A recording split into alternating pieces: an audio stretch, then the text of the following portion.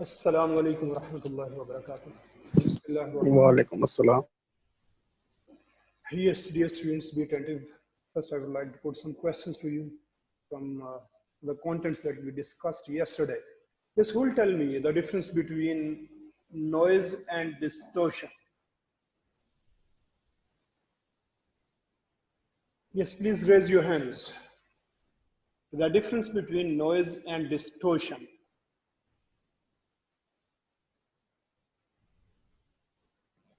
Yes, Arslan. Sir distortion में sir जो message होता है सर वो पहुंच तो जाता है सर यहाँ तो अगर वो मैसेज रिसीव होता है तो सर यहाँ तो उसका मतलब क्लियर नहीं होता, तो यहाँ फिर उसका मतलब बदल जाता है सर। और सर नॉइज में सर जो मैसेज है वो रिसीव नहीं होता सर। Very good, excellent. अच्छा जी, दूसरा क्वेश्चन ये है कि डिस्टोर्शन, यस, डिस्टोर्शन सेंडर की तरफ से होती है या रिसीवर की तरफ से? सर डिस्टोर्शन जो है वो सर दोनों की तरफ से होती है, सेंडर की तरफ से भी और रिसिपिएंट की तरफ से भी। सर जो डिस्टोर्शन सेंडर की तरफ से होती है हम उसे सर मिसकम्युनिकेशन कहते हैं सर। अच्छा। ये मिसकम्युनिकेशन इस तरह से होती है कि मतलब सर सेंडर जो है वो जो रिसीवर होता है वो उसको फॉर एग्जांपल सर कहे कि आई विल, जैसा कि सर आपने एग्जांपल दी थी, I will come back very soon. तो सर वो इसमें ये इंफॉर्मेशन दे तो रहा है रिसीवर को कि वो जल्दी वापस आ जाएगा, लेकिन वो एग्जैक्ट टाइम नहीं बता रहा, तो ये मिसकम्युनिकेशन होगी।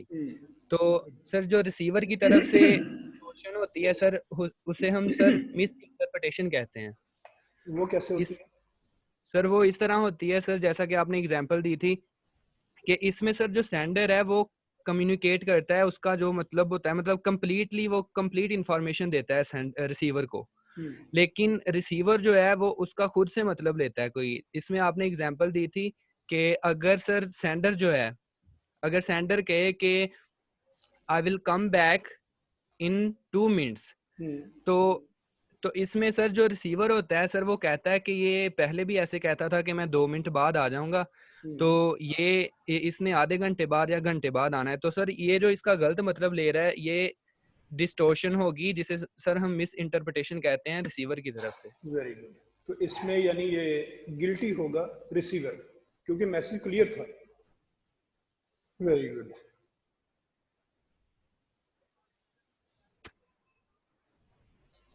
Okay, the next question is, ये आपके सामने जो एक अभी आपको मैं शो कर देता हूँ यहाँ पर।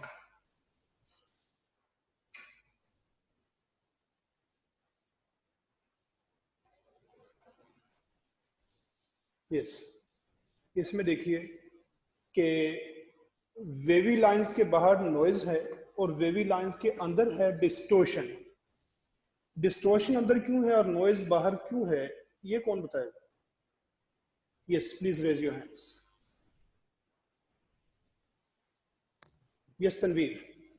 यस सर नॉइज तो वेवी लाइन के बाहर, इसका मतलब ये है कि जैसे हम आपको सुन रहे हैं, आप हमें क्लास दे रहे हैं, इसके दौरान अगर कोई मेरे घर जैसे कि कुर्सी को अगर खींच या कोई नॉइज पैदा करेगा जिसकी वजह से मैं आपकी बात ना सुन सकूं, तो ये सर जी ये नॉइज होगा, ये क्योंकि ये बैरूनी तौर पर हो रहा है ये इसके दौरान ही। और जो सर लेक्चर इसके लाइन के अंदर है, इससे ये डिस्टोर्शन भी हो सकती है, जैसे कि मिसकम्युनिकेशन और इंटरप्रिटेशन सर, और misinterpretation. Okay.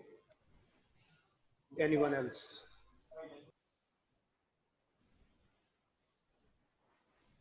Yes, Aslan. Sir ये जो डिस्टोर्शन लिखा हुआ है सर, इसको सर इनर साइड में इसलिए लिखा हुआ है कि डिस्टोर्शन में जो कम्युनिकेशन है सर वो रिसीवर को रिसीव तो हो जाती है, लेकिन यहाँ तो उसका सही मतलब नहीं उसको पता चलता, यहाँ सर उसके जो मानी है वो बदल जाते हैं। और नॉइज को सर इसलिए बाहर लिखा हुआ है कि जो इसमें सर जो कम्युनिकेशन होती है वो रिसीवर के पास आती नहीं है, इसलिए इसे बाहर लिखा हुआ है बाहर वाली साइड पे। अब नॉइज जो है ना, ये याद रखें, हालांकि नॉइज में भी ऐसा हो सकता है कि नॉइज सेंडर या रिसीवर की तरफ से हो जाए, ये पॉसिबिलिटी है इसकी, लेकिन इसमें ये जरूर है कि जो डिस्टोर्शन है वो तो कम्युनिकेशन के साथ साथ चल रही है, उसमें तो मैसेज मौजूद है, डिस्टोर्शन मैसेज के अंदर कहीं आ जाती है। नॉइज जो है तो मैसेज को बाहर से ही इंटरप्ट कर देता है। इस वजह से नॉइज को इससे बाहर लिखा, हालांकि इसने चलना कम्युनिकेशन के साथ साथ ही है, लेकिन मैसेज के साथ इसका कोई कंसर्न नहीं है। ये तो मैसेज रिसीव ही नहीं होने देता, या डिलीवर नहीं होगा या रिसीव नहीं होगा, यानी कम्युनिकेशन इसमें होती नहीं है।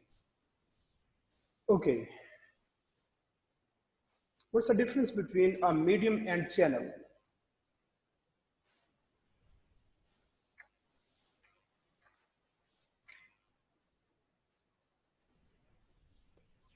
Yes Tanveer. Yes sir. Sir medium से मुराद मैसेज इटसेल्फ होता है, यानी कि कोई भी सेंडर अगर मैसेज देगा तो वो मीडियम होगा, और जो चैनल होगा वो जिसके थ्रू जो मैसेज पाथ होगा, जिसके थ्रू वो मैसेज जाएगा, उसे हम चैनल कहते हैं। जैसे कि इंटरनेट के जरिए हम ईमेल करेंगे तो इंटरनेट जो है वो हमारा चैनल होगा, जो मेल होगी वो हमारा मीडियम होगा। Good, yes Arsalan. Sir medium में सर इसका प्रोसेस तो ये है सर, जो सेंडर होता है सर उसके सर माइंड में एक आइडिया आता है सर, मतलब आइडिया आता है या थॉट आता है सर। सर फिर वो सर उसको जनरेट करता है कि सर वो अपने मैसेज को किस तरह से मतलब रिसीवर के पास भेजेगा। तो सर वो मीडियम जो हो उसे सर मीडियम कहते हैं जी। वो मीडियम सर बाय वॉइस भी हो सकता है, टेक्स्ट भी हो सकते हैं सर, ईमेल वगैरह भी हो सकता है। जैसा कि सर हम अब मैं आपसे बात कर रहा हूँ, तो अभी मेरे माइंड में जो भी बात आई है वो सर मेरा मैसेज है, और मैं जो मीडियम यूज कर रहा हूँ वो मेरी वॉइस है, और जो इधर सर हो रहा है यूज, इंटरनेट यूज हो रहा है सर, वो चैनल होगा सर। अच्छा, इसको सिंपली आप यूँ समझें, जैसे कल भी बात हुई थी कि जब हम कहते हैं कि एज अ रिसीवर मैंने ये चीज़ रिसीव की, जो आप कहते हैं मैंने ये रिसीव किया वो मीडियम बनेगा, और जिस रूट से होके वो आएगा वो चैनल बनेगा। जैसे आप कहते हैं मैंने कॉल रिसीव की, आज एक मैसेज रिसीव किया, आज एक लेटर रिसीव किया, आज एक मेमो रिसीव की, एक रिपोर्ट रिसीव की, ये सारे मीडिया बनेंगे। वो चैनल है जिस रूट से होके ये आएगा। Got it? जी sir. Okay, thank you. Sir थोड़ी सी एग्जांपल दे दें मीडिया और चैनल की जरा डिफरेंशिएट करने के लिए। हाँ, ये अभी जैसे बात हुई है ना, मैंने कहा कि थोड़ी सी और। जी जी, अभी बात हुई कि आप कहते हैं मैंने एक लेटर रिसीव किया। अब लेटर जो है वो किस रूट से हो गया? रूट उसमें क्या है कि आपका जो पोस्ट का सिस्टम है ना, पीछे पूरा एक निज़ाम डाक का वो चल रहा है पीछे, जिसे हम रूट समझते हैं। उस रूट से होकर वो लेटर आप तक आया। आपने क्या रिसीव किया? आपने तो डाक का निज़ाम नहीं रिसीव किया, उस निज़ाम के थ्रू एक मैसेज रिसीव किया। वो लेटर आपका जो है वो मीडियम है, और वो पीछे जो डाक का निज़ाम पोस्ट, ये पोस्टल सिस्टम पूरा जो पीछे चल रहा है, ये आपका चैनल होगा। इसी तरह से आप कहते हैं कि मैंने एक कॉल रिसीव की, आज एक अननोन नंबर से कॉल रिसीव की। अब आपने टेलीकम्युनिकेशन के थ्रू उसको रिसीव किया, फोन पे। टेलीकम्युनिकेशन इसमें चैनल, और वो call medium. That's it.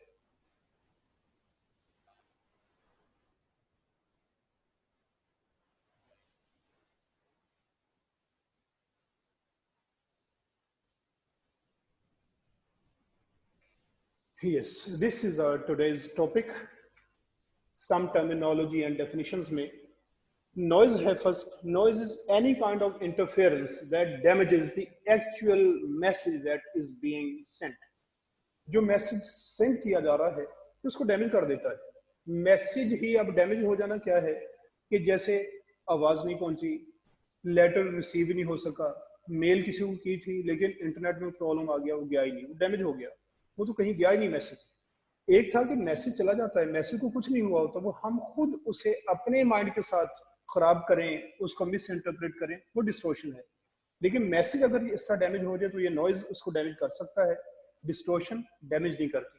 For example, a heavy storm may mean that the phone connection is weakened and keeps breaking up, so only part of the spoken words can be heard by the recipient. अब अगर कोई आपके phone का connection weak हो जाता है, storms आ जाते हैं, तो अब बाहर जो है ना मौसम खराब हुआ, सिग्नल प्रॉब्लम हो गया, उससे क्या होगा कि उसकी वजह से जो आपके वर्ड्स आप तक पहुंच रहे हैं वो टूट टूट के, कभी कुछ सुन लिया कुछ रह गया, उसका ये कह रहा है कि कुछ आपको सिर्फ उसका कुछ पार्ट रिसीव होगा, तो बाकी मैसेज कहाँ गया, वो नॉइज ने उसको डैमेज कर दिया। Another example might be when watching a television program and the picture breaks up every time the electronic garage door is activated due to electromagnetic noise. अब देखेंगे ये तो इसने एग्जांपल दी है गराज डोर की कि आपका जो ये दोनों तरह से आप इसको प्रोनाउंस कर सकते हैं, ये गैरेज भी है और गराज भी है। एनीवे, अब वो इलेक्ट्रॉनिकली अगर आप उसको कंट्रोल कर रहे हैं तो क्या होगा कि जब भी वो आप उसको एक्टिवेट करने की कोशिश करते हैं, कोई बटन प्रेस किया कि गेट खुल जाए, अब क्या होगा कि उसमें आपकी पिक्चर ब्रेक होना शुरू हो जाती है टेलीविजन की। इसको यूं समझें आप कि माइक लगा के आप कोई चीज़ कोई बात कर रहे हैं, फ़ोन आ गया तो आपने देखा होगा कि कभी मस्जिदों में देख लें कि जो कोई इमाम साहब हैं, अगर उनका कोई वाइब्रेशन पे भी इवन मोबाइल लगा हुआ है, अब जब उनका कोई मैसेज कोई कॉल आती है, कॉल आने से क्या है कि वो अंदर स्पीकर में उसकी आवाज़ आनी शुरू हो जाती है, नॉइज़ क्रिएट करता है। फिर ये जो नॉइज़ है इसको हम ये समझते हैं कि जैसे एक अनवांटेड डिस्टर्बेंस है। ज़रूरी नहीं है कि ये नॉइज़ की तरह से हर दफ़ा आपको नॉइज़ सुने भी। यहाँ तो अभी जो हमने बात की है तो नॉइज़ हमें सुनता है किस तरह से, जैसा मैंने अभी कहा कि माइक पे वो जो बोलने वाले हैं, कोई स्पीकर है, उसकी पॉकेट में अगर मोबाइल है, जब वो चलता है उस पर कोई फ़ोन आता है, उस वक्त में आप सुनते हैं कि ये एक साउंड आनी शुरू हो जाती है माइक के अंदर, वो तो आप सुन लेते हैं। लेकिन यहाँ माइक इसने जो एग्जांपल दी है उसमें देखिए टेलीविजन प्रोग्राम की पिक्चर ब्रेक होना शुरू हो जाती है, इसको भी हम नॉइज समझते हैं। क्यों कि हमारे लिए उस वक्त का मैसेज एक विजुअल मैसेज था, वो पिक्चर हम देख रहे थे, वो पिक्चर को उसने ब्रेक करना शुरू कर दिया, तो वो भी एक नॉइज है। There are 4 types of noise. First है physical noise. Physical noise is something external to the speaker and listener that makes it difficult to hear what is being said. अब स्पीकर और लिसनर, जैसे मैं आपसे बात कर रहा हूँ, मैं स्पीकर हूँ, आप लिसनर, अब इसमें कुछ एक्सटर्नल नॉइज हो सकता है। किस तरह से, जैसे आप जहाँ पे बैठे हुए हैं वहीं पे आपके किसी दूसरे भाई का, सिस्टर का फोन आया और वो बेल चलती जा रही, वो वहाँ पे फोन छोड़ के गए हुए। अब ये नॉइज आपको डिस्टर्ब करेगा, इसमें ना ये मेरी तरफ से हो रहा है ना आपकी तरफ से हो रहा है, ये हम दोनों के लिए एक्सटर्नल है। बाहर से डोर बेल, किसने बेल का बटन प्रेस किया, अंदर आवाज ऊंची शुरू होनी आना शुरू हो गई, और कोई भी गेट को जाके खोल दे या ना खोले, बहरहाल जितनी भी वो बेल अंदर चल रही है उसमें मैं या आप वो उसके रिस्पॉन्सिबल नहीं है, लेकिन नॉइज है जो हमारे मैसेज को खराब करेगा। For example, loud background music in a restaurant, इसको भी सुन ले, रेस्टोरेंट, ये रेस्टोरेंट है, इसमें अगर बैकग्राउंड म्यूजिक चल रहा है और उसमें आपने देखा होगा रेस्टोरेंट में जाएं, वो म्यूजिक इतना लाउड होता है जिसकी वजह से आपस में बात करना मुश्किल हो जाता है, कोई बात करता है वहां पे आपको सुनता ही नहीं है। फिर इसी तरह से एक्सट्रीमली हाई टेम्परेचर्स कई दफा हाई इतने होते हैं, किस तरह के, वो चाहे हॉट हो या कोल्ड हो। आप विंटर सीजन में देखें कि आप क्लास में जाते हैं मॉर्निंग टाइम में, और वहां जाके वो टीचर की बात हो आप उस वक्त सुन पाएंगे अगर आपके हाथ को थोड़े बेहतर हो जाए। वो हैंड्स इतने ठंडे हुए, आप कभी पकड़ दे रहे, घुटनों के नीचे दे रहे हैं, कभी सीट के साथ मल रहे हैं, उसे क्या कर रहे हैं कि अब उस वजह से उधर से मैसेज रिसीव करना मुश्किल हो जाता है। हालांकि वो नॉइज है जो सुनता नहीं है, लेकिन मैंने कहा कि ये होता क्या है, अनवांटेड डिस्टर्बेंस, ये मैसेज को डैमेज कर देती है। अब उसमें टेम्परेचर भी है, वो गर्म हो या ठंडा हो, गर्मियों की बात हो या सर्दियों की बात हो। गर्मी आप देख लें, गर्मी हो बहुत ज्यादा, अभी गर्मी का ये सीजन अब स्टार्ट हो रहा है, इसमें आप देखें किसी ऐसे हॉल में चले जाएं आप कि फंक्शन हो रहा है, वहां पे क्या है कि एसी नहीं चल रही या एसी खराब हो गया है ही नहीं, गर्मी इतनी ज्यादा है, वहां पे कोई जो माइक पे बात कर रहा है, आप वो बात सुनना आपके लिए मुश्किल हो जाता है। रीजन उसकी वही गर्मी, कि गर्मी इतनी ज्यादा है कि आप उसकी बात सुन नहीं पाते।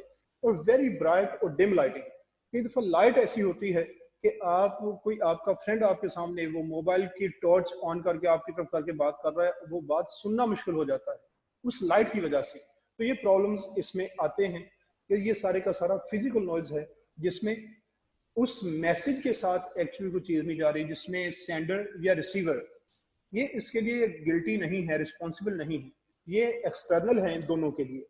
Next, psychological noise. Psychological noise refers to inert qualities that impact how we communicate and interpret others. अब ये वो देखिए कि मैसेज जो है हम किसी के साथ बात जब कर रहे हैं उसमें ये तो बड़ी बड़ी चीजें हमने डिस्कस की कि टेम्परेचर है, लाइट है, ये तो बड़ी चीजें साफ पता चल रहा होता है। अब ये वो चीजें हैं साइकोलॉजिकल में जिसमें inert means inactive, lazy.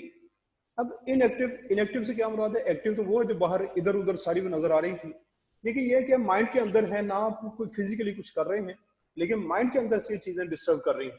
How we communicate and interpret others, communicate करने में भी, इंटरप्रेट करने में भी। इसका मतलब है कि ये सेंडर के साथ भी हो सकता है प्रॉब्लम, रिसीवर के साथ भी हो सकता है कि सेंडर वो साइकोलॉजिकली अब इतना प्री ऑक्यूपाइड है, वो जब कोई बात करने लगता है उसे बात कोई और उसके माइंड में चल रही है, वो पूरा मैसेज नहीं दे पाता। अब जो मैसेज उसने मिस कर दिया वो नॉइज है, साइकोलॉजिकल नॉइज उसके माइंड के अंदर जो चल रहा था उसकी वजह से वो मैसेज डैमेज हो जाएगा। For example, the loss of concentration और वॉन्डरिंग ऑफ द माइंड। अगर कॉन्सेंट्रेट आप नहीं कर रहे, देखिए लेक्चर चल रहा है, लेक्चर तो अब ये चलता ही जा रहा है, अब आप उधर बैठे उस पर कॉन्सेंट्रेट ना करें, अटेंशन आपकी पूरी ना हो, तो ये क्या है कि आपके माइंड का असल में ये एक प्रॉब्लम है कि आप साइकोलॉजिकली पूरी तरह इन्वॉल्व नहीं है कम्युनिकेशन प्रोसेस में। उस वजह से भी ये इसको साइकोलॉजिकल नॉइज समझा जाएगा कि जिसने आपकी तवज्जो किसी और चीज की तरफ की हुई है। प्रीऑक्यूपेशन विद अ प्रॉब्लम, कोई प्रॉब्लम आपके माइंड में पहले से है। प्रॉब्लम्स किस तरह के हैं कि जैसे गॉड फॉरबिड कोई घर में पेशेंट है, अब पेशेंट की वजह से आपकी सारी तवज्जो उधर लगी हुई है, या कोई अच्छी चीज भी हो सकती है जैसे किसी को फंक्शन पे जाना, वो शादी है उधर जाना, अब वो माइंड में इतनी ज्यादा वो चीज आके फिक्स हुई है कि बार बार आप ये सोच रहे हैं कि वो मैंने टेलर से भी कपड़े लेके आने, लेक्चर कब खत्म होगा। अभी मैंने वो शूज वाले से कहा हुआ था कि आप शॉप थोड़ी देर के 10 मिनट को मेरा वेट कर लेना। अब बार बार आप जो प्री ऑक्यूपाइड है, एक प्रॉब्लम आपके माइंड में चल रहा है, उस वजह से ये भी एक नॉइज बन के इस लेक्चर को डिस्टर्ब करेगा। फिर बैटलिंग विद प्रेजुडिस। प्रेजुडिस होता है तासुब जिसे कहते हैं, बायस। ये तासुब क्या होता है कि दो चीजों के साथ ये मोस्टली होगा, एक सेंडर के साथ, एक मैसेज के साथ। सेंडर के साथ क्या है कि प्रेजेंटर जो बात करने वाला आदमी, कम्युनिकेटर, वो बंदा आपको पसंद नहीं है। अब उस वजह से आप उसको जी ये इसने देखो जी ये कैसे खड़ा हो गया, ये देखो जी उसका माइक देखा, माइक किस तरह पकड़ा हुआ है इसने, देखो उसने को इसको डेस्क ये जो है डेस्क के ऊपर खड़ा होना चाहिए, ये नीचे क्यों खड़ा है। अब ये सारी चीजें जो है ये एक प्रेजुडिस उसके साथ आपका स्टार्ट हो गया। इस तरह मैसेज के साथ आपका प्रेजुडिस ये होता है कि आपको टॉपिक पसंद नहीं, वो ये किस तरह का टॉपिक है, ये किस तरह की बात हो रही है। अब ये जो चीजें हैं ये भी आपके माइंड के अंदर थी, इन्होंने नॉइज बन के आपको रियल मैसेज तक नहीं पहुंचेगी। Then physiological noise. Physiological noise जो होता है इसको हम कॉर्पोरल नॉइज भी कहते हैं, CORPORAL, corporal noise. I repeat it, CORPORAL, corporal noise. इसका अब जो लिंक है, ताल्लुक है, वो आपकी बॉडी के साथ है। पहले माइंड के साथ था, सबसे पहला जो था उसका ना माइंड के साथ है ना बॉडी के साथ, वो तो बाहर से एक फोर्स आई थी। अब ये आपकी अपनी चीजें हैं। इसमें क्या है, पहले तो वो आपका माइंड था, अब बाकी बॉडी है। बॉडी में क्या होगा, physiological noise describes the interference to either the sender और recipient from any physiological issue. इसको इशू या इश्यू दोनों तरह से प्रोनाउंस कर सकते हैं आप, दैट इंटरफियर्स विद कम्युनिकेशन। अब ये फिजियोलॉजिकल नॉइज ये सेंडर का भी हो सकता है, रिसीवर का भी हो सकता है। पहले भी हमने यही कहा कि सेंडर रिसीवर दोनों का हो सकता है। अब इसमें सेंडर की तरफ से क्या है कि सेंडर अगर बीमार है तो उसका वॉल्यूम देखने की प्रॉब्लम बनेगा, वो उसका वो वॉल्यूम नहीं है। वो दूसरा क्या है कि बात वो पूरी तरह कर ही नहीं पा रहा बीमारी की वजह से। यूं समझें कि अब एक अगर उसे कोई दाढ़ का दर्द है तो क्या बोलेगा, वो बोलेगा थोड़ा सा मैसेज देगा, बहुत सारा मिस हो जाएगा। इसी तरह से अगर रिसीवर के साथ ये प्रॉब्लम्स हैं तो वो भी ऐसी करेगा। ये प्रॉब्लम्स अगर रिसीवर के फिजियोलॉजिकल प्रॉब्लम्स हैं तो वो सुन नहीं पाएगा। Then examples might include migraine, और इसको मिग्रेन या माइग्रेन दोनों तरह से प्रोनाउंस कर सकते हैं। मिग्रेन, हंगर, फटीग और मेडिकेशन, या उसके ये प्रॉब्लम्स हो सकते हैं।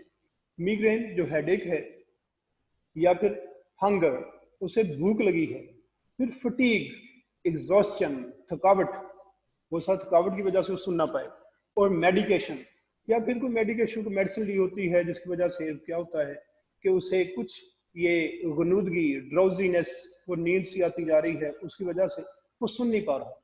और ये याद रखें कि नॉइज में ये नहीं है कि आपने कुछ पार्ट मिस किया तो फिर नॉइज होगा, मे बी आप पार्शली मिस करें, मे बी कंप्लीटली मिस कर दें। मैसेज, अब देखिए मैसेज के, अब मैसेज में अगर सपोज किसी प्रेजेंटर ने 10 मिनट्स की प्रेजेंटेशन दी, हो सकता है आपने 10 मिनट्स की मिस कर दी, हो सकता है 5 मिनट्स की मिस कर दी, तो मैसेज तो कंप्लीट आपके पास नहीं आया। चाहे आप पार्शली मिस कर दें या कंप्लीटली मिस कर दें, दोनों सूरतों में मैसेज डैमेज हो गया। Then there is semantic noise. Semantic noise जो है, इसमें एक चीज आपने ऐड करनी है। सिमेंटिक जो है ना, इसको हम कहते हैं कि जो वर्ड्स के मीनिंग्स के साथ इसका रिलेशन होता है, कि मीनिंग्स क्या है वर्ड्स के, इसको लिंग्विस्टिक नॉइज भी कहते हैं, और इसके लिए एक टर्म है सिग्निफिक्स। सिग्निफिक्स, लेट्स सी व्हाट सिग्निफिक्स इज। सिग्निफिक्स, ये है सिग्निफिक्स।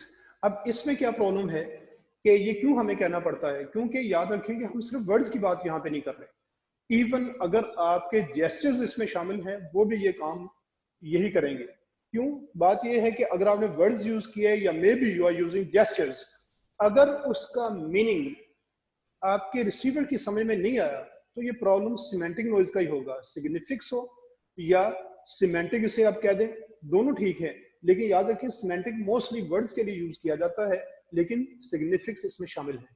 Semantic noise describes the lack of a shared meaning in communication. अब लैक ऑफ शेयर्ड मीनिंग से ये मुराद है कि मैं एक लैंग्वेज बोलूं जो आपने कभी सुनी नहीं। इसमें दोनों प्रॉब्लम्स हो सकते हैं, पूरी लैंग्वेज आप ना जानते हो और maybe you are not familiar with the words that I am using. इसमें दोनों प्रॉब्लम्स हैं। अब ये प्रॉब्लम्स को देखें, आपको एक चीज और बता दूं इसके साथ कि ये देखिए, जब भी हम कोई लैंग्वेज बोलते हैं उसमें कुछ ना कुछ हम मिक्सचर जरूर यूज करते हैं। अब यूं समझे कि इंग्लिश लैंग्वेज जो है ना, इंग्लिश लैंग्वेज, इसके बारे में एक फैक्ट है। फैक्ट ये है कि इसमें 80% वर्ड्स दूसरी लैंग्वेजेस के हैं, 20% के करीब वर्ड्स हैं जो सिर्फ इंग्लिश के हैं। अच्छा, बाकी जो 80% है वो किस लैंग्वेज के हैं? वो 120 लैंग्वेजेस के वर्ड्स हैं। बड़ी स्ट्रेंज बात है, इसलिए कहा जाता है कि no language is a pure language. कोई भी लैंग्वेज प्योर लैंग्वेज नहीं है, हर लैंग्वेज ने दूसरे से वर्ड्स लिए होते हैं, और वो वर्ड्स जो लिए जाते हैं उससे प्रॉब्लम्स क्या आते हैं। ये जो हम सिमेंटिक प्रॉब्लम्स देख रहे हैं, मे बी इनकी वजह से ये प्रॉब्लम्स हो जाए और मे बी ना हो सके। इट्स नॉट कंपल्सरी कि जब भी आप वर्ड्स बाहर से लेंगे तो सिमेंटिक नॉइज हो जाएगा, नहीं, ये बात नहीं है। असल में ये है कि हम बात कर रहे हैं लैक ऑफ शेयर्ड मीनिंग्स। वो शेयर्ड मीनिंग्स नहीं है। किस तरह से? अब मैं जो कुछ मैं आपको बता रहा हूँ, इसमें बहुत सारे वर्ड्स मैं इंग्लिश के यूज कर रहा हूँ लेकिन आपकी समझ में आ रहे हैं। अब ये वर्ड्स तो मैं दूसरी लैंग्वेज के यूज कर रहा हूँ, इनकी वजह से सिमेंटिक नॉइज नहीं हो रहा। सिमेंटिक नॉइज उस वक्त है जब वो वर्ड्स यूज किए जाए जो आप जानते ना हो। ये देखिए, इसमें जितने भी आप वर्ड्स यूज करते हैं उन्हें हम कहते हैं कोड्स। आपको याद होगा कि हमने कहा था हम इनकोडिंग करते हैं, इनकोडिंग। तो जो कुछ भी आप यूज कर रहे हैं वो सारे कोड्स हैं। इन कोड्स में दो चीजें हैं, एक है कोड मिक्सिंग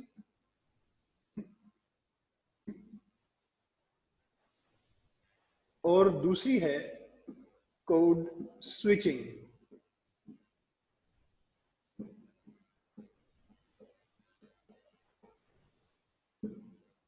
कोड मिक्सिंग यह है कि जब हम एक लैंग्वेज में दूसरी लैंग्वेज के वर्ड्स यूज कर जाते हैं। Like I am speaking to you people. अब मैं जब भी बात करता हूँ उसमें हर सेंटेंस में कोई ना कोई वर्ड इंग्लिश का जरूर है। अब इसी को आप देख लें कि हर सेंटेंस में कोई ना कोई वर्ड इंग्लिश का मौजूद है। अब देखिए, सेंटेंस भी इंग्लिश का, वर्ड भी इंग्लिश का। अब ये क्या है? ये कोड मिक्सिंग। कोई ना कोई वर्ड इंग्लिश का मौजूद है, इंग्लिश खुद ही इंग्लिश का वर्ड है। अच्छा, अब ये हम कर रहे हैं कोड मिक्सिंग। कोड मिक्सिंग देखें, इंग्लिश में भी हो सकती है, उर्दू में भी हो सकती है, तो किसी भी लैंग्वेज में आप यूज कर लें। आप कहते हैं कि आई एट हलवा yesterday.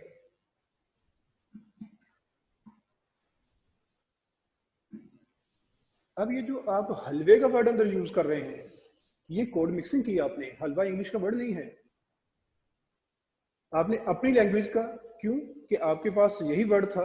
लेकिन अब कितने लोगों को, अब अगर आप यहीं पे ये सेंटेंस मैं आपसे कहूँ कि आई एट हलवा yesterday, आपकी समझ में आ जाएगा क्योंकि आप हलवे को जानते हैं। और ये आई एट yesterday, ये इंग्लिश के ये कॉमन से वर्ड्स हैं, आपको इससे कोई प्रॉब्लम नहीं होगा। लेकिन यही अगर कोई नेटिव स्पीकर हो, अब उसके सामने कहें कि आई एट हलवा yesterday, जिसको पता ही नहीं कि हलवा क्या है, उसके लिए ये सिमेंटिक नॉइज बनेगा।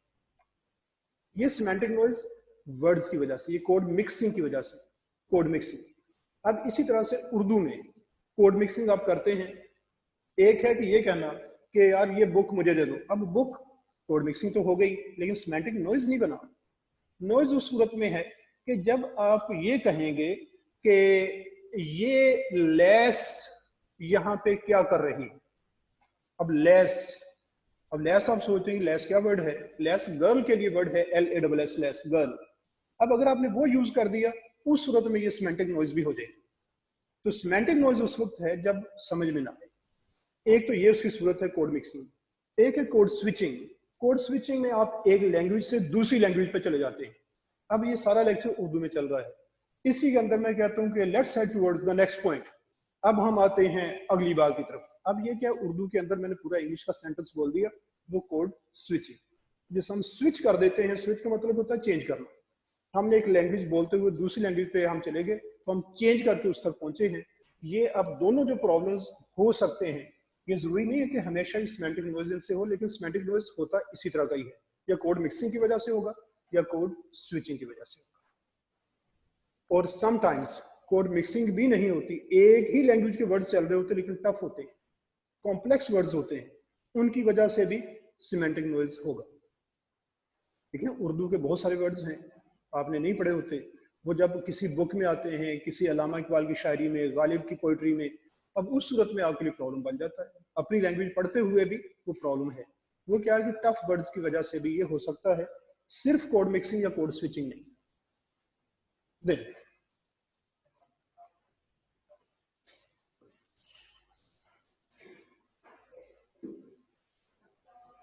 distortion. Distortion and noise are often confused and referred to interchangeably. ये यहाँ पे एक प्रॉब्लम है कि कुछ लोग ये समझ लेते हैं कि डिस्टोर्शन और नॉइज एक ही चीज है, as they both result in the same outcome, क्योंकि आउटकम रिजल्ट दोनों का सेम ही है। वो क्या है? The message not being fully understood by the recipient. कुछ समझ तो उसमें भी नहीं आती, इसमें भी नहीं आती। देखिए, मैसेज रिसीव नहीं किया या मैसेज रिसीव करके समझ ना आया, बात तो एक ही है। तो है ये ऐसा नहीं। However, whereas noise damages the message, noise जो है इसमें तो मैसेज पहुंचता ही नहीं है। That is actually transmitted, meaning that only an incomplete message is received. यहाँ पे आप थोड़ा सा इसको क्लियर कर लें, ये थोड़ी सी इसमें मिस्टेक है, ये बुक की है, असल में बुक की लाइन है, that only an incomplete message is received। ये उस सूरत में है कि अगर आप कुछ मैसेज को अंदर से ड्रॉप कर जाते हैं, कुछ को रिसीव नहीं कर पाए, लेकिन अगर सारा मैसेज रिसीव ना कर पाए तो फिर हम इनकम्प्लीट नहीं।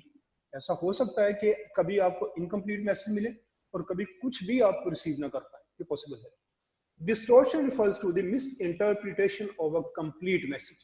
ये भी जरूरी नहीं है।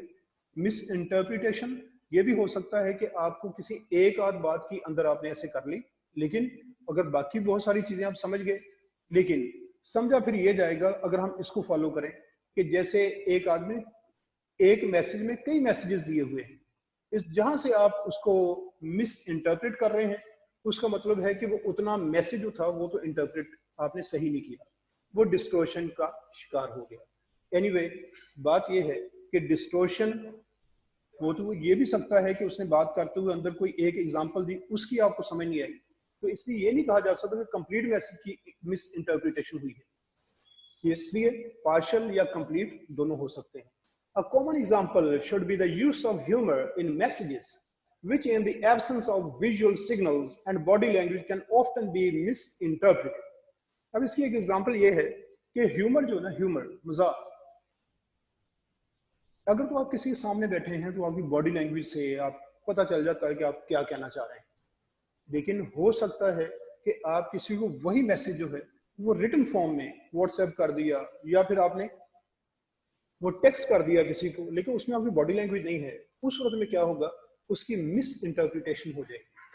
Another example might be when a recipient interprets the message as having been a sharing of information, whereas the sender intended the message to trigger an action. वो कोई एक्शन चाह रहा था ट्रिगर करना, कि उसमें से कोई एक्शन आपको, उसने जो मैसेज दिया वो चाह रहा है कि आप उसके मुताबिक एक्ट करें, लेकिन आपने क्या समझा कि उसने इंफॉर्मेशन दी है. अब देखें, आप किसी क्रिकेट टीम में, अपने कोई फ्रेंड्स में आपने टीम बनाई, उसमें आपके मैचेस होते रहते हैं, फ्रीक्वेंटली होते हैं. अब आपके किसी फ्रेंड ने मॉर्निंग में आपसे कहा कि आज इवनिंग में मैच है. अच्छा, अब आप समझते हैं कि अब टीम तो हमने बनाई है, लेकिन टीम में 13, 14, 15 लोग आपके हैं जिनमें से फाइनल 11 खेलेंगे. अब आप समझते हो उसने हमें इंफॉर्मेशन तो दी है कि आज मैच है, तो हो सकता मुझे ना रखा हो टीम, लेकिन शाम को जब वो पहुंचते हैं तो आपका वेट किया जा रहा है, बार बार आपको बुला रहे हैं, आपका कांटेक्ट उनसे नहीं हो रहा. क्यों? वो कहते हैं आपको सुबह बताया तो था कि मैच है. अब असल में वो कहना आपसे ये चाह रहे थे मैच है तो आप उसकी तैयारी कर लें, लेकिन आपने समझा कि मुझे इंफॉर्मेशन तो दी है, मुझे ये नहीं कहा कि मैंने मैच खेलना है. अब ये क्या है कि इस तरह से ये मिस इंटरप्रिटेशन हुई. किस वजह से हुई है? असल में बेसिकली हुई है मिसकम्युनिकेशन. उसे मैसेज क्लियर करना चाहिए था, लेकिन वो कहते हैं जो कि पहले भी रूटीन में ऐसे ही होता है, इसलिए हमने ऐसे कह दिया. एनीवे, ये डिस्टोर्शन है जिसमें आपने मैसेज को मिस इंटरप्रेट किया उनकी मिसकम्युनिकेशन की वजह से. उसके बाद है message. A message is the actual object of communication. The communication that contains information, advice, news, a request or similar. अब ये जितने भी कोई इंफॉर्मेशन हो, एडवाइस हो, न्यूज हो, रिक्वेस्ट हो, सिमिलर, इस तरह की कोई भी चीज हो, ये सब मैसेजेस हैं. For example, it could be the underlying idea और theme in an advert. Advert, ये एडवर्टिजमेंट जो नाउन है उसको शॉर्ट करके इंग्लिश में मैंने बताया था आपको, क्लिप्ड फॉर्म्स होती हैं कि जिसमें आप कुछ जो पार्ट होता है उसको क्लिप कर देते हैं, जैसे एग्जामिनेशन से एग्जाम है, इस तरह से फोटोग्राफ से फोटो. तो एडवर्ट ये एडवर्टिजमेंट, एड भी इसे कहते हैं. एड जब आप लिखते हैं तो ए डी लिखते हैं, ए डी.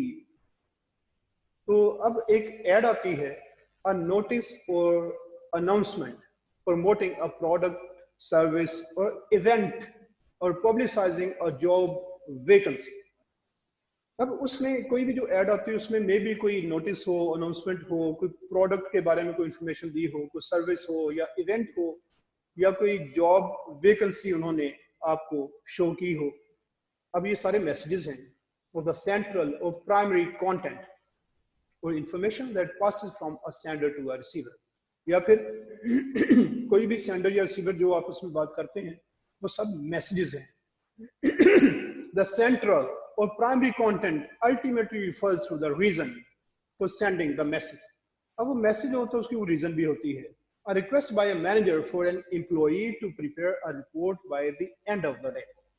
अब उसने ये मैसेज क्यों दिया है कि आज ऑफिस आवर्स खत्म होने से पहले पहले आपने ये काम कंप्लीट करना है.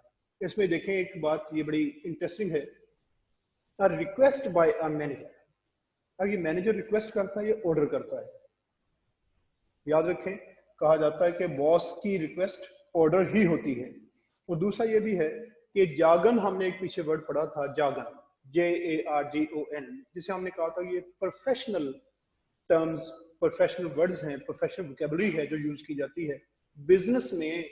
जहां भी ऑर्डर का मीनिंग, ऑर्डर का वर्ड लिखा जाता है वो भी रिक्वेस्ट ही होती है.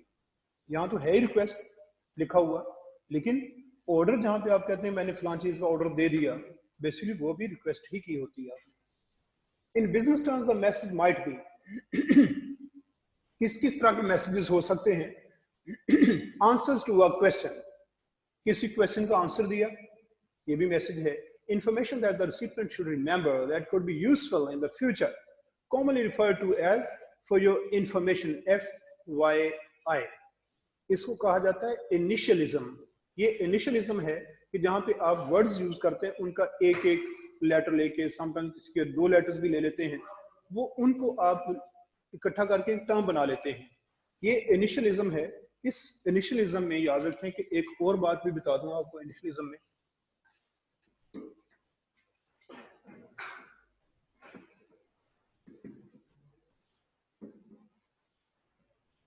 ये जो वर्ड फॉर्मेशन प्रोसेसेस हैं कि हम वर्ड्स कैसे बना लेते हैं, जैसे मैंने क्लिपिंग की बात की थी, ब्लेंडिंग की बात की थी, ये वर्ड्स दो आप ज्वाइन कर लेते हैं, इसी तरह से आप कुछ वर्ड्स में से लेटर्स लेके उनको यूज करते हैं, उसे कहते हैं इनिशियलिज्म। PIAMSC,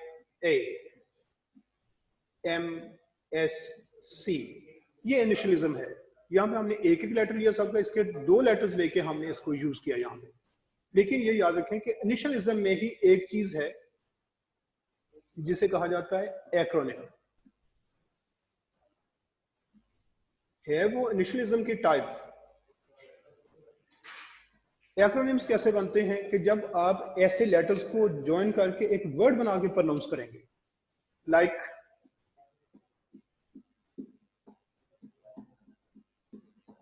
अब ये सारे इंडिविजुअल लेटर्स हैं, लेकिन हम इसे जब ज्वाइन करते हैं यूनिसेफ कहते हैं, यूनिसेफ। फिर है सही वापडा, वासा, ये है इनिशियलिज्म। लेकिन इनिशियलिज्म की वो टाइप जिसमें लेटर्स को ज्वाइन करके एक वर्ड के तौर पे प्रोनाउंस किया जाए। अब देखिए इसको हम पिया प्रोनाउंस नहीं कर रहे, ये PIA एक एक लेटर प्रोनाउंस करें। यहाँ हम ये नहीं कह रहे WAPDA भी एक डिपार्टमेंट है, ये नहीं कहते हम इसे वापडा ही कहते हैं मिला के। ये इनिशियलिज्म की टाइप एक्रोनिम कहलाती है। तो यहाँ पे जो मैसेजेस आप देते हैं, यहाँ पे बात की फॉर योर इंफॉर्मेशन, इसको हम इनिशियलिज्म कहते हैं।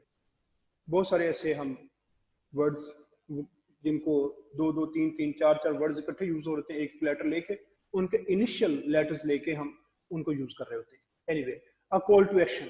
फिर एक्शन के लिए कॉल भी हो सकती है, मैसेज।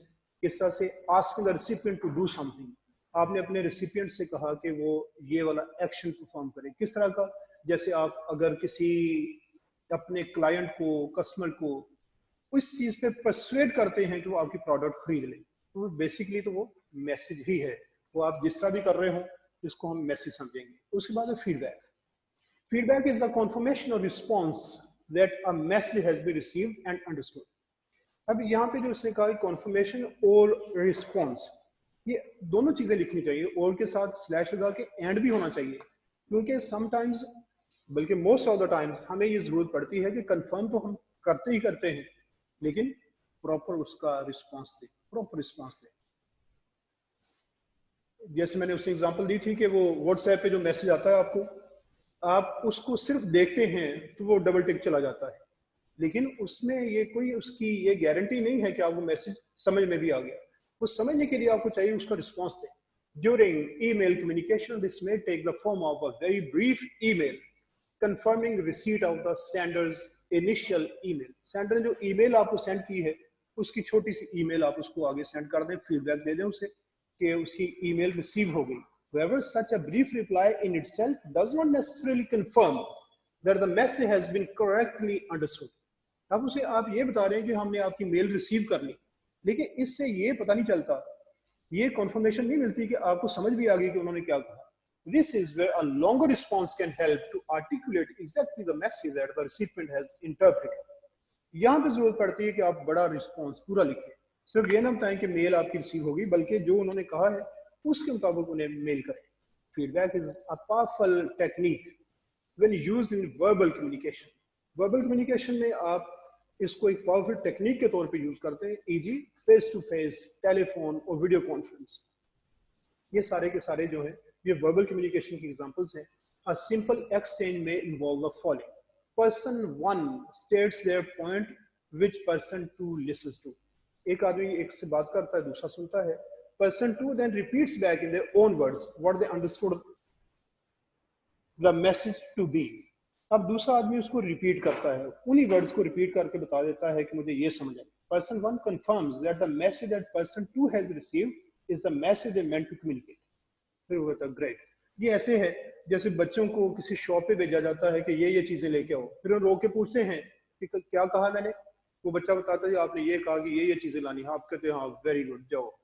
ये है फीडबैक, जो प्रॉपर फीडबैक समझा जाता है कि पता चल जाए कि आप क्या मैसेज दे रहे थे, रिसीवर ने उसी तरह उसको अंडरस्टैंड कर लिया या नहीं किया. Then there is context. Context क्या है, इसको ये ऊपर लिखा सेट ऑफ सराउंडिंग सर्कमस्टेंसेस और फैक्ट्स. किसी भी मैसेज के साथ कोई ना कोई सराउंडिंग सर्कमस्टेंसेस या फैक्ट्स जरूर होते हैं. यानी कोई आदमी देखें एक मैसेज आप तक आता है, उसे वो मैसेज क्यों दिया, वो जो वाई है उसका वो कॉन्टेक्स्ट है पीछे. अब देखिए the sender must appreciate the context in which they are communicating a message. अब वो सेंडर जिन सर्कमस्टेंसेस में मैसेज दे रहा है उन सर्कमस्टेंसेस पे कंसंट्रेट जरूर करें in order to ensure they talk the most appropriate way to communicate information, ताकि उसका वे अप्रोप्रिएट हो, जो उन कंडीशंस के मुताबिक हो. इसलिए वो कॉन्टेक्स्ट के बगैर अगर मैसेज देगा तो मैसेज को आगे प्रॉपरली इफेक्टिवली वो कम्युनिकेट नहीं कर पाएगा. as well as considering whom the receiver is and the nature of the information being communicated. अपना तो कॉन्टेक्स्ट उसने देख लिया, अब अगले आदमी का कॉन्टेक्स्ट भी देखे कि उसने किन कंडीशंस में, किन सर्कमस्टेंसेस में उसे इस मैसेज को रिसीव करना है. They may also need to factor in, for example, whether the message incorporates good news or bad news. अब ये भी देख लें कि न्यूज अच्छी है या बुरी है. वही बात जो बार बार हम करते हैं कि whenever you receive a message, you receive it with a mindset, what's in it for me, मेरे लिए इसमें क्या है. अब जब भी इसको खबर दें कोई, तो ऐसे दें जैसे वो एक गुड न्यूज है उसके लिए. गुड न्यूज बना के देंगे, वो फेवरेबल मैसेज होगा उसके लिए. इसलिए कहा जाता है कि बैड न्यूज मैसेज भी जाए तो वो बफर के साथ जाए, ताकि उसे शॉक ना लगे. पहले कोई अच्छी बात स्टार्ट में न्यूट्रल बात को करके फिर whether it may be time critical or whether it may require a decision to be made. हो सकता है कि वो उस वक्त फौरी तौर पे प्रॉम्प्टली उसने कुछ कहा हो कि ये करें, या हो सकता है कि वो डिसीजन उसने कहा हो कि आप इतने दिन में इस पे गौर करके आप बता दें. कंटेक्चुअल कंसिडरेशंस ये हम कल इंशाल्लाह करेंगे कि जब आप मैसेज किसी को देते हैं तो कौन कौन सी चीजें आप कंसिडर करते हैं जिनकी वजह से मैसेज आपका इफेक्टिव हो जाता है. Yes, it's all from me. Now you can put your questions. Please raise your hands for questions. Yes, Aslan. Sir ये जो आपने सर नॉइज का बताया सर, इसमें अगर सर नॉइज की वजह से सर हमें कुछ मतलब जो मैसेज है वो रिसीव हो जाए और कुछ ना रिसीव हो, तो फिर सर हम कैसे मतलब के डिफरेंस करेंगे इन दोनों में, डिस्टॉर्शन में और नॉइज में? नहीं, वो मैंने आपको बताया. जी, मैंने आपको बताया था कि एक्चुअली इसने ये लिख दिया कि इनकम्प्लीट मैसेज मिलता है. अब हो सकता है कि वो आप कंप्लीटली मिस कर दें. एक बात इसमें और याद रखें कि एक टेक्निकल नॉइज भी है. टेक्निकल नॉइज, उस टेक्निकल नॉइज को भी हम फिजिकल नॉइज में ही कंसिडर करते हैं. टेक्निकल नॉइज क्या है कि आपने इधर से मैसेज सेंड किया, लेकिन हुआ क्या कि वहां पे कोई प्रॉब्लम, इंटरनेट कनेक्शन में कोई प्रॉब्लम आ गया, मैसेज आगे डिलीवर नहीं हो सका. अब इसमें प्रॉब्लम ना सेंडर की तरफ से ना रिसीवर की तरफ से है. ये वही जो इसमें फिजिकल नॉइज जिसे हम कंसिडर करते हैं, उसकी वजह से पूरे का पूरा मैसेज डैमेज हो गया, कुछ भी नहीं गया. एक है कि फिजिकल नॉइज में जब हम ये समझते हैं कि मैसेज दिया लेकिन अंदर कोई शोर थोड़ा सा फिजिकली आ गया, वो उतना सा मिस हो जाएगा. तो ये कंप्लीटली भी आप मिस कर सकते हैं और पार्शली भी मिस कर सकते हैं. लेकिन जो डिस्टॉर्शन है उसमें तो हम ये कहते हैं कि मैसेज रिसीव कर लिया आपने, उसमें पूरा मैसेज आपने रिसीव किया लेकिन अंडरस्टैंडिंग डेवलप नहीं हुई. अब वो इसलिए उस बुक में तो उसने यही कहा कि इसमें पूरा मैसेज ही आप मिस इंटरप्रेट कर जाते हैं. वो इस सेंस में हम समझ सकते हैं कि अगर एक मैसेज, एक ही मैसेज था, उसके अंदर और कोई चीज़ नहीं है, जो कुछ वो कहना चाह रहा था वो आपकी समझ में नहीं आया. अब चाहे वो एग्जाम्पल सारी समझ में आ गई, लेकिन जो मेन मैसेज था वो समझ में ना आया, तो ये मिस इंटरप्रिटेशन हो. जी सर. और एक आपने लफ्ज बोला सर, ऑफ्टन बोला सर. सर इसमें सर जो टी है वो साइलेंट नहीं है? इसमें आप इसको दोनों तरह से प्रोनाउंस कर सकते हैं. वो जो नेटिव स्पीकर्स हैं ना, वो मोस्टली टी के साथ प्रोनाउंस करते हैं, वो ऑफ्टन इसको प्रोनाउंस करते हैं. इसमें अलाउड दोनों ही हैं, ऑफन भी ठीक है, ऑफ्टन भी ठीक है. सर और जो सर हैं अभी यस यस यस सर उसमें सर जो हम फर्स्ट लेटर मतलब जो वर्ड का सर फर्स्ट लेटर लेते हैं कि सर मतलब 2 भी ले सकते हैं या 3 भी? ये इनिशियलिज्म में जो बात हुई थी, जी सर। हाँ उसमें ज्यादा भी हो सकता है। जैसा कि सर एमएससी में सर हमने 2 लिए हैं, फिर उसके बाद सर जो आपने बताया था उनमें सर जस्ट फर्स्ट लिया है। जी बिल्कुल हो सकता है सर। बल्कि इवन ये प्रोनाउंस करने में भी ऐसे ही है, कई दफा हम उसमें से एक लेटर को प्रोनाउंस कर रहे होते हैं, बाकी वाले को वर्ड बना के प्रोनाउंस कर रहे होते हैं। ये मिक्सर भी हो जाता है। इनिशियलिज्म में एक्रोनिम्स भी चल जाते हैं साथ इंडिविजुअल लेटर, जैसे आई कैप।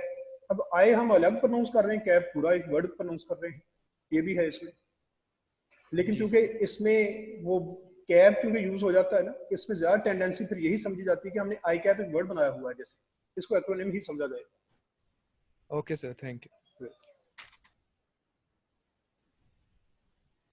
ये सैयद सर जी जी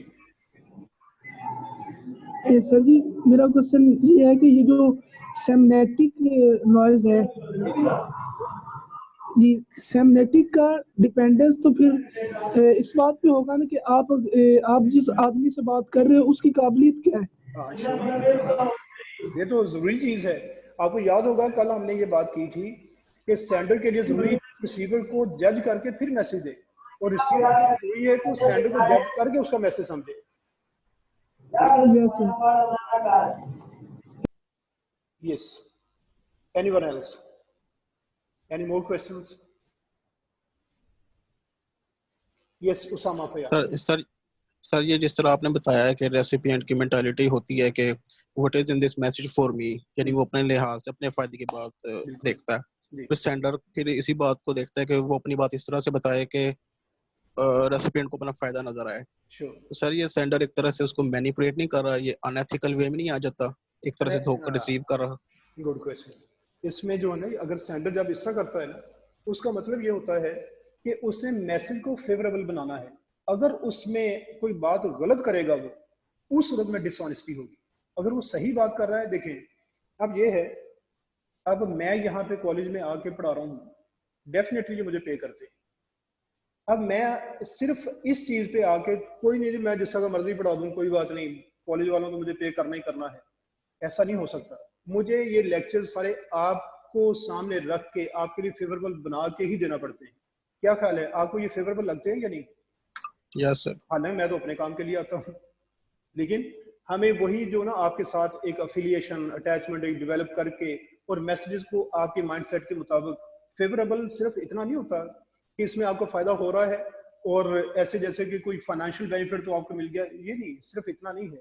बल्कि फेवरेबल बनाने में ये भी है कि आपके माइंडसेट के मुताबिक हो, आपकी एज के मुताबिक हो, आपके एक्सपीरियंस आपकी क्वालिफिकेशन के मुताबिक हो, ये फेवरेबल बनेगा आपके। Yes sir. Yes, any more questions?